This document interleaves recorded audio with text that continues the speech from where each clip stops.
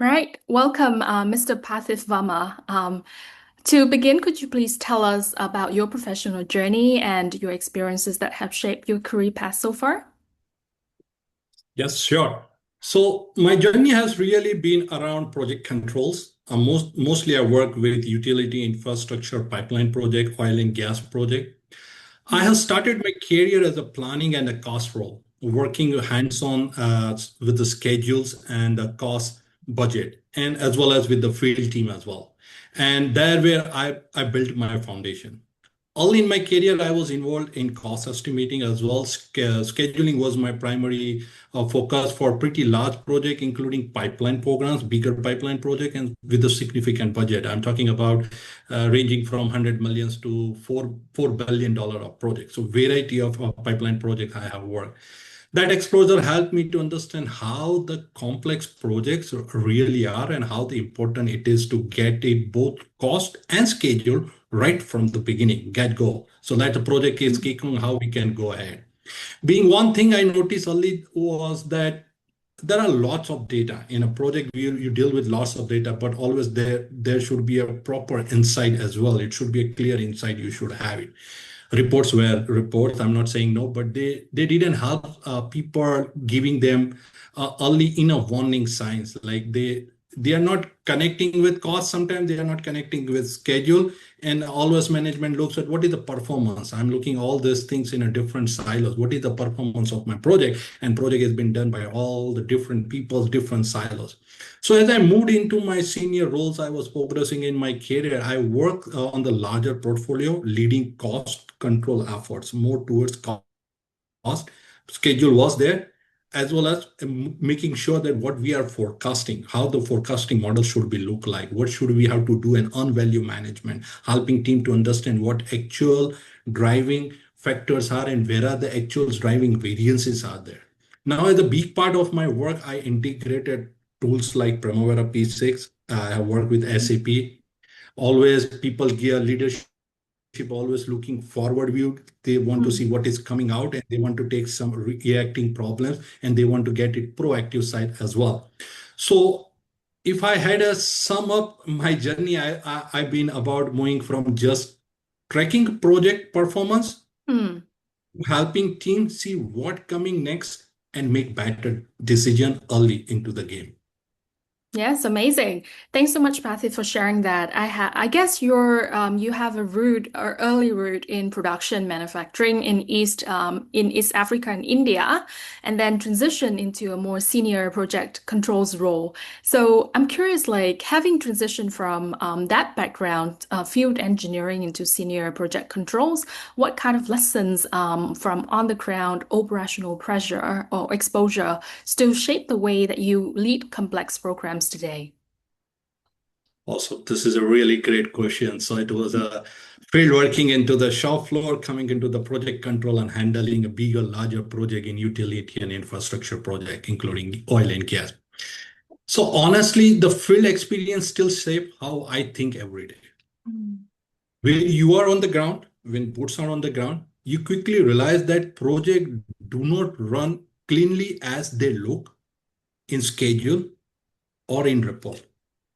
They always have a constraint, access, I will say, issues, material delivery, materials are delayed, crew availability, resources are available. Even small thing can be snowball. They give me a very practical lens early on. Think, always keep my eyes and ears open in all this project. What's going on? Where are the pressing? Where I need to put my foot? One big lesson I carry with me is never rely on the data is in isolation. Sometimes data is there, but numbers can look fine on the paper, piece of paper I'm producing report, it will look great. If you do not understand when actually what is happening into the field, you can miss the early warning sign. Another thing is communication in all this, how it has helped, has built me up as a Yeah. listening skill, how you communicate with the people, how you understand with the people. In the field, things move fast. When I'm talking about pipeline infrastructure project, if they are moving on day-to-day work, it's hourly people are forecast, crews are forecast, and it will move fast with clarity matter. They know that this is what I have to be. Hmm. So now, even if you're looking on a program level, I focus a lot making sure the things are simple. You can take an actionable item and tie it to the real decision. Okay, what we have made the decision, why this has been happening, and not just report or producing or sake of reporting it, the stuff. Hmm. It has to connect dot with dot. Probability, the biggest one is the respect for sequences and constructability. How you do the constructability of that project. A schedule might look perfect in the system. I thought, oh, schedule is fine, dates are great. But if it doesn't make a work actual get done, sometimes there are some caveat holding behind it.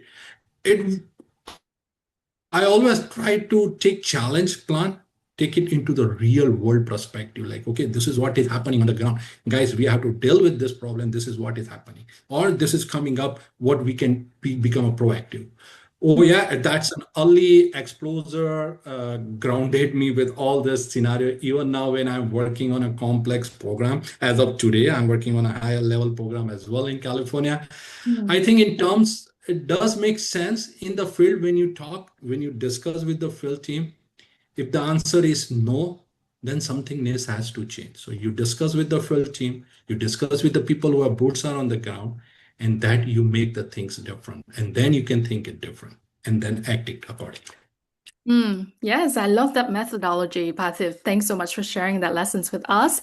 I think much of that wisdom must come from your different backgrounds in different industries, because each sector has different risk profiles, regulatory environments, capital structures, and stakeholder expectations. So I'm curious, like how your experiences across oil and gas, utilities, and infrastructure sectors has refined your methodology for forecasting and risk mitigation. So to your question is again really good question. It's all about forecasting when you're talking about like Mm, working across the different industry. uh, Definitely changed how I approached forecasting and risks.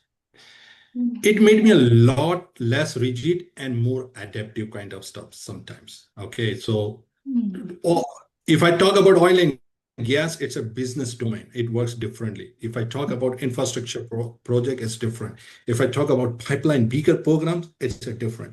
They mm, are all business domain, but their domain and working style of peoples are different. PMs are different. People, stakeholders are different. They are looking at different perspective. Each sector behave differently. To be honest, they behave real. If in oil and gas, especially if I'm talking pipeline, a lot of risks is tied with to the regulatory approvals. Okay, what do we have the regulatory approvals, environmental constraint, and long lead material. These are the long lead bigger projects coming up. You need to order like 2, 3 years ago, then you will get the pipe or then you will get the valves and everything. It has to be manufactured. In mm, utility, it's more about high volume of programs because there are bigger programs on the plates. There are bigger stuff looking. You need a coordination across multiple projects. There are a number of projects going on, and you're reporting on a program level. And then in all the projects, you will have a resources constraint as well. mm, Infrastructure tends to sit somewhere in between with the heavy stakeholder and sequences challenges as well, because infrastructure has its own other scenario. yeah. What that taught me is that you can use one size fit for all is forecasting model. So at the end of the practically how I can focus these three things, it's like risks, regulatory, forecasting, schedule. The first identify what are the real drivers are for your specific project. Who is driving your project? What are the key deliverables are and what are the key drivers are? What actually moves the cost and schedule? Because you are looking cost and schedule. Always people will tell, okay, what is the time? What is it will cost me? So this is what two stuff we always speak on a project. Not everything matters, but it's not matters as well, and it not matters equally too. Mm, Second, building a forecast around the trend. So you are forecasting. You have been given money. You are forecasting that this is what I need the money across the month. But what is trending towards? Where it is trending? What things has changed in the field? What are the change management as about? It's also in a good static data. You can put it in your forecasting as well. I pay close attention to the things like probably productivity. If it's in the field, what is the productivity of the labor? Procurement status, because sometimes it has to be bring from warehouse. Sometimes it's just in time, it will be arrive. So what is that status? And to be honest, how quickly changes are being closed out. Things moves fast, so how you close it out as well. And the third scenario thinking, instead of giving one forecast, Mm, I try to think in the range. What happen if the permits get delayed? What happen if the material slip few weeks out? And then there is a risk medication becomes more proactive. Like, okay, things happens, things will slip, things might be there, we might get delay. We are doing everything, but just take it as a come at a proactive. I will take a proactive approach and say that if this happens, I take that into the also account in forecasting. So overall, working across the industry taught me to stay flexible, mm. focus on drivers, and always connect to the forecast back to the real world condition scenarios and not just what system is showing and how you are forecasting. Yes, that's a very interesting perspective. And I think it's not just about like the mission, but also like the philosophy that's behind all of your methodology. So let's talk more about that philosophy, Mr. Parthiv. I love your expertise, especially on the earned value management. It is definitely one of your signature area of expertise. So I'm love to understand how you have moved from how you have moved EVM, earned value management, from a technical PMO layer up to the C-suite decision room, making it a language that actually act on rather than passively sit on monthly reports for leadership out there. Sounds great. So yeah, unvalue definitely that is a reputation of being very technical. It's what you I'll say in a simple word, what I Mm, put a dollar and what I earn today. yeah. That's most important. I'm looking here. And I have been seeing in first hand, only in my career, we were producing all standard metrics like CPI, cost performance Mm, index, schedule performance index, but they weren't really driving some decision. Okay, I'm behind schedule. I'm putting more money here. I'm chewing out more money here. So at that stage, I feel that the shift for me, what happened when I was started working on a larger program and portfolio, where the leadership need the clarity, clear decision, and not just the data. They need to understand the what is behind it. They need to understand some stuff because leadership team might be okay. We know the stuff is going on, but what is actually going on this project? So first, I tied directly to the real world project drivers. That was my most important. What are the drivers here? What is driving me? Instead of just producing CPI and SPI report in value management, this is most important stuff. People used to produce last report, but I would connect those metrics to the things like procurement, delays, fill productivity, or change orders. What is happening in there? There it might be a change order also coming. Basically translating the number into what actually happening into the project. I know that I'm delayed, I'm behind, I'm putting more money, but what are the drivers? What are the metrics behind it? What is making it sound or not? Secondly, I integrated on-value management even in forecasting as well. In this role where I was responsible for the cost report and forecast across the transmission and pipeline projects, transmission and pipeline projects. Transmission, I'm talking about utility. Pipeline, I'm talking about oil and gas. I was transferring a lot. I used on-value management trend as an early indicator. mm, So if the performance starts slipping, we could adjust the forecast and take the action before it become or trigger a bigger issue for us. So take into the forecast, adjust your forecast. Things are slipping out. Let's start play around. Give the real information. Third, I also focus on simplifying it for the leadership because who is my end goal is my manager is sitting, my leaders are sitting, what they are trying to do. Give them the dashboard, clear visuality, trend-based reporting. This is trending, this is how we are reporting as well. So the executive could quickly see where the risks are and without getting into the more technical details. So give them a very simple way of learning or understanding that report where they can understand, read it, and they can figure it out. Okay, this is what is happening. This is what these guys are writing down here. And finally, I make sure that on value management discussion led to a decision. When you are trying to do the report on on-value management, that, sir, you're putting a dollar, and this is what we have on, this is what delays is caused, this is what things are happening right on the ground. So it should lead to some decision. It should lead to speak some decisions. Leadership can think whether it's relocating resources. Now I have to focus on resources. I have to adjust my schedule. I have to do some driving costs. Cost has been there. So what I have to pick it out here.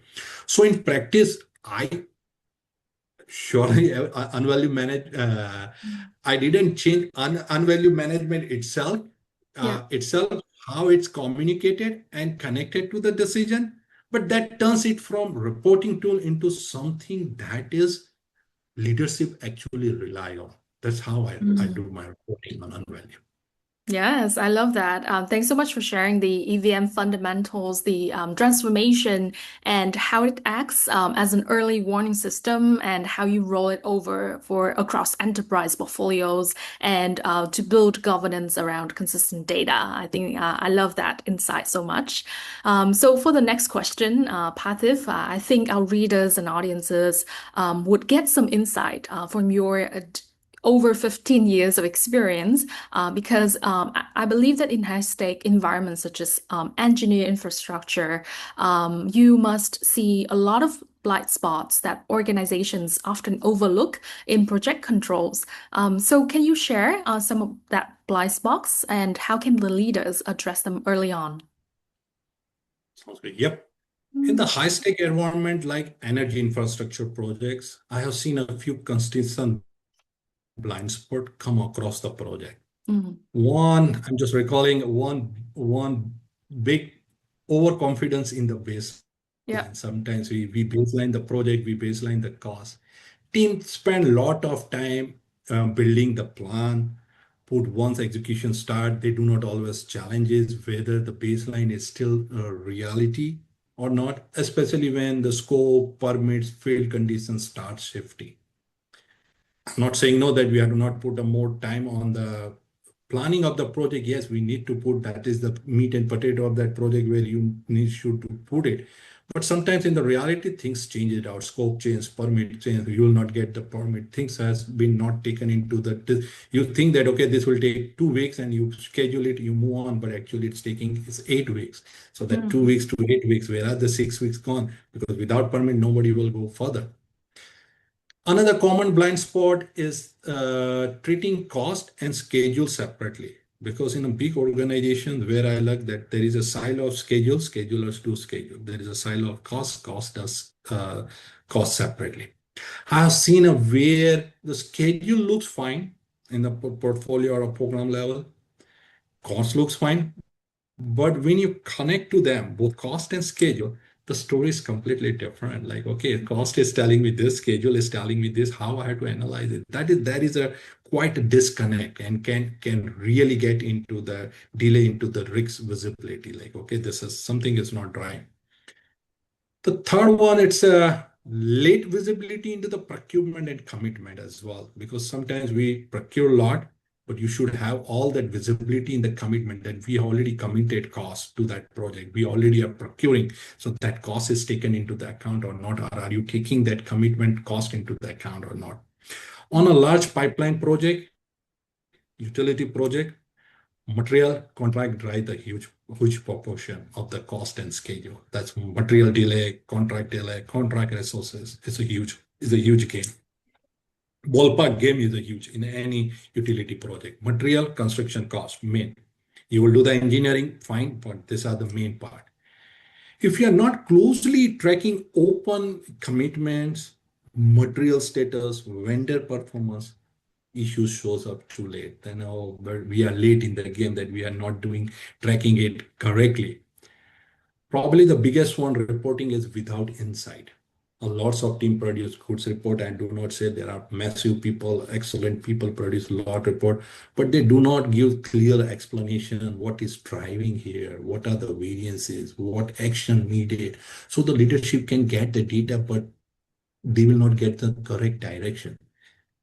From the leadership standpoint, what you asked that question is a very good question. The way how you address this early and in a very pretty much practical way, what my experience says, that's how I'll speak in a project control, is that continuously challenging the baseline sometimes. Do not treat it as a static, like, okay, this is static, it will be a evolution.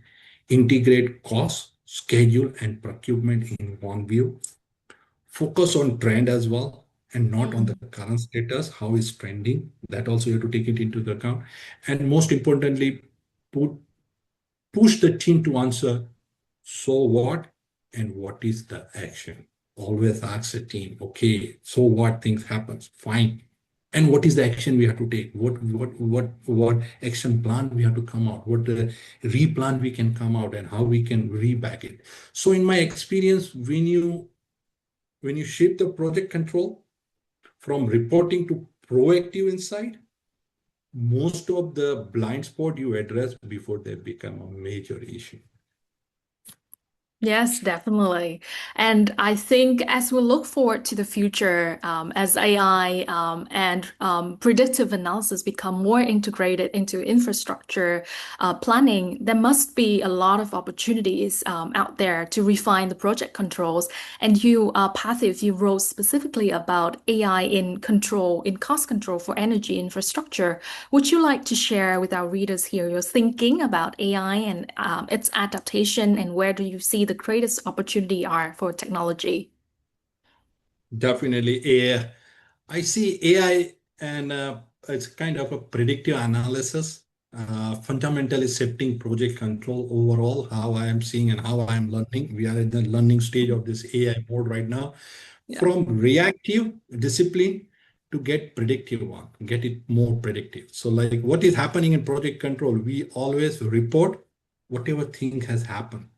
Mm, That has already happened. That's what I'm reporting. This is my cutoff. I'll report whatever actual seed, whatever my schedule is. So that is how we report. We are trying, AI will be trying to shift your perspective of looking like, okay, this has happened. This is what I have learned, and this might be mm, happen. So he will give you the different scenario. There where I used to write it down in a bigger, that's where mm. we were doing more quite other projects as well. Yeah. In my experience across, my experience will be speaking more towards all the 4 or 5 business domains of oil and gas, utility, pipeline, infrastructure project. So in my experience across the utility and pipeline project, we generate lots of data. We have lots of data. Schedule updates, cost report, unvalue management, procurement, status. Still, it's a largely used after the fact. That's what I told you. We are reporting. This is my reporting, but we are reporting previous month. We are not reporting today. It was previous. That give me the status. Nutshell. This is my snapshot. The biggest opportunity is turning into its early warning system. That's AI might really help it out because that's all data mining, all data learning that, and it can predict me what it will be the opportunities turning over. For example, I think it's a new example. It's just come up in my mind.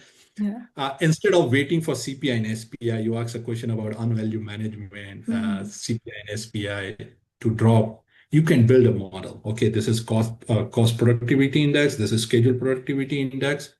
Now you can, because of the data, you can build a model to detect the pattern of the different project, how it has been done. So you have it. You have completed hundreds of projects. So you have in-house data. The data you can mine it. Now you have that data available with you, like declining field productivity. You can mm, also do like slow commitment burn rate is there. You can repeat schedule slippage or flag a potential cost overrun weeks or even a month. That where AI become very helpful. Now it's giving you, it's talking with the data, it's giving you the answer, it's giving you the prediction. Like this is what is happening. This is how it is going to do it. So that's one area, and that's where I'm focusing right now. I'm working with the IT team as well on my other one project. Another area is like it's just another thought process where we do an important stuff is forecasting across the system because that's the most important part of project control too. mm. Tools like Primavera P6. I'm talking about SAP HANA now. SAP HANA 4 has come up. It's all cost platform. We can operate in a silos. They can combine. The future is connect the environment. Mm, where AI continuously reconciles the schedule progress, actual cost data, commitment provided live, dynamic forecast rather than 1 month in a place. That's what I was telling. Don't report it. Let's compile it. This is what has been committed. Start looking further. This is on the radar. This is also coming up. So start thinking about it. At the program level, especially in the utility where you might have hundreds of active projects, mm, AI can help out with your portfolio. I think prioritization, yeah, we call it portfolio prioritization and risk ranking. That how this project he can rank it out because all projects are situated in different geographical location. Identify which projects are most likely to slip or overrun so the leadership can focus attention where it matter most. That these are my critical projects. Last focus is on here. These are my next priority two critical project. This is priority three critical project. Let's first deal with priority one and what we can do it. So that AI can predict very well because we have mountains of data, and that predictive analysis comes into the effect very fast. But the key point is that doesn't replace our project control, it elevates it. The role shift from compiling data into interpreting insight, challenging an assumption and guidelining the decision. So going forward, I see project control becoming much more strategic where AI handles pattern, recognize the scale, professional focus on the judgment, risk mitigation, and ultimately improving how capital projects are delivered. mm. Yes, definitely. With a cost of, yeah, with a fraction of a cost and a fraction of a time, right? Definitely. Yes. Okay, okay, I love that insight. And I think for another, yes, let's discuss more and more about your leadership philosophy because from what you just shared, Parthiv, it seems like your career reflects a very strong emphasis on data and data-driven governance. But at the end of the day, leadership is about human judgment. And so I'm curious, like, how do you see that two elements complement or contradicts each other? That's a great question. I think about a lot in this data-driven philosophy because now data is the next oil. That's how we see in this our field. Before 20 years, if you ask me this question, I might say oil is my data, but now data is my oil. And especially in heavy data-driven environment, in my experience, analytical work best when it supports the judgment. When you do an analytical stuff, it should support the judgment Mm, and not replace it. On the program I work on, where the pipeline projects or utility portfolio or utility program, we already have lots of data coming from the tools like scheduling, cost system, SAP, reporting platform. There are a lot Power BI reports are there. There are a lot other reports are generated from the other system of records. But data has its own, doesn't have to make a decision what people do. It's a data. So the way I approach is pretty much simple. How you, when you ask me that, how you emphasize on the data driven. So there are a lot of data, but somewhere you have to draw sand in line. Like, okay, make it simple, make it understandable, and then let's approach it. So I treat analytical as a signal, uh, not the answer, but as a signal. If a mm, trend shows cost slipping or productivity dropping down, that trigger me to ask question, mm, not to blindly accept the output, but it now giving me an indication. Okay, something is going wrong. It has started. I'm just giving you this are all practical, simple examples. These are all our problem statement. What I'm speaking, we are trying to understand as well with the data, how we can manipulate the data, how we can understand the data. Second, I always connect analytical back to the field reality. So the data has come to your office. What is actually happening on the ground and the field? Because my boots are on the ground. Number needs to align with what actually is happening, like procurement status. Is there site constraint? What are the crew performance?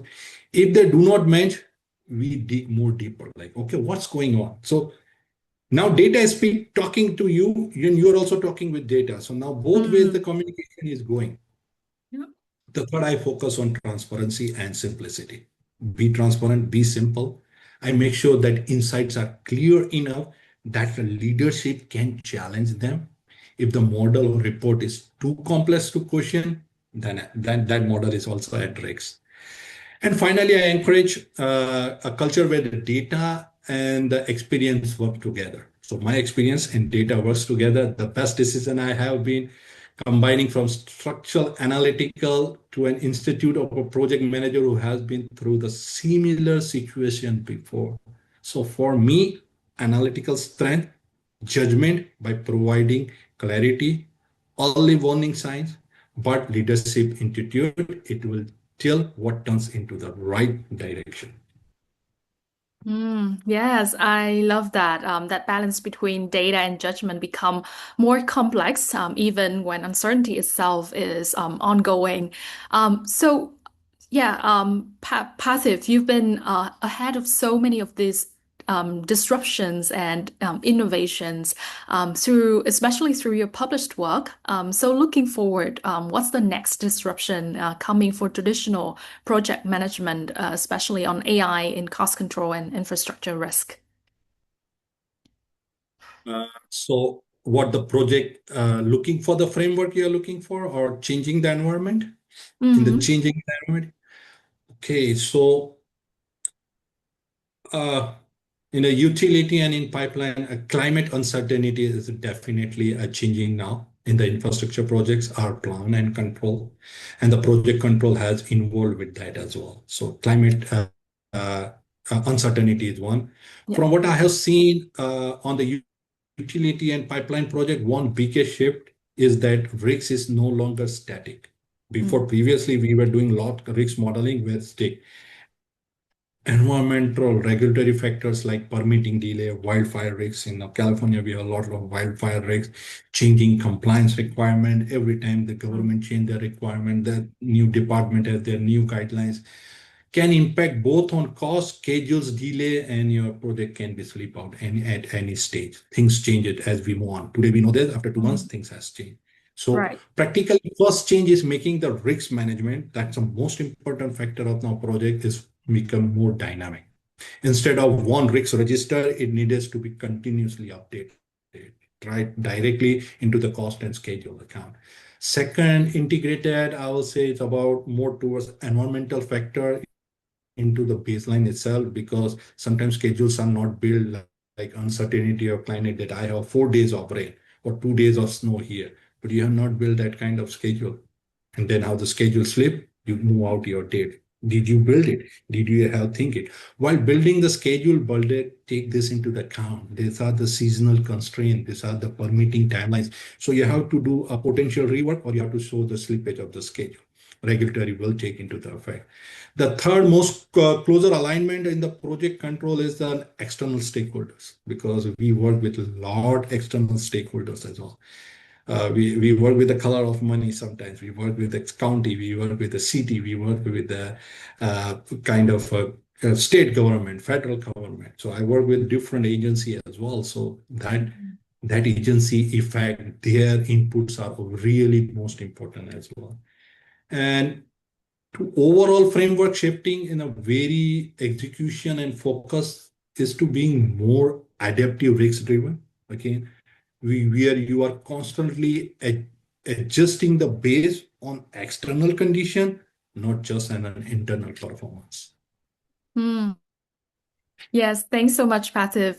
This conversation has moved from production floors in East Africa, in India, to AI-powered infrastructure dashboard. And what I appreciate most is the thought, all of it, the thoughtful, all of it, the human thread that never dropped. So before we close, Parthiv, I'd love to hear your final message, the mantra, the principle, and the thing you want every person listening today, to carry forward. This is a great question because it's like a technical skill. Yeah.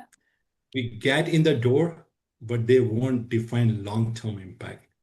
For what I have seen across utility and large infrastructure project, the first capability is business thinking. You Mm. you need to understand your numbers, connect to the real decision, contracts, cash flow, risk exposure, not how you produce the report. that is something I learned working on a large scale project where the cost and schedule directly influence the executive decision. Second, during this, we also discuss about communication, and you should be also storytelling. The ability to make complex data, whether it is a cost variance, schedule risk, or forecasting, explain in a simple, clear way that drives the action. The people who stands out are ones who make the translate data into the decision. That's why you told data should speak with you. You should speak with data. The third is the system thinking as well. Projects today aren't run in a one tool, but they are dealing with a huge systems. We are scheduling system, cost Mhm. platform, procurement data, understanding how everything connects in a huge advantage. Then be a big part of your own journey. Integrate this tool like a schedule cost system to create more a complete picture. Fourth, I say adaptability to technology, especially with AI is coming in. You do not need to be a data scientist, but you need to be comfortable working with the data, understand the trend, and questioning outputs, what are coming out, and question it. And finally, field awareness as well, because my work is well also on the field. I always put on my ground. Even if you are not on site, you need to understand how the work is actually performance happening. The best project control professional I have seen are those one who look at the schedule or cost report, immediately think, does this make sense in a real execution? So overall, next generation will be definitely less by tool, Mhm. more by how well they connect data, people, and decision. Yes, thank you so much, Parthiv. Thank you for your time, the honesty, and the depth that you brought into this conversation today. Thank you.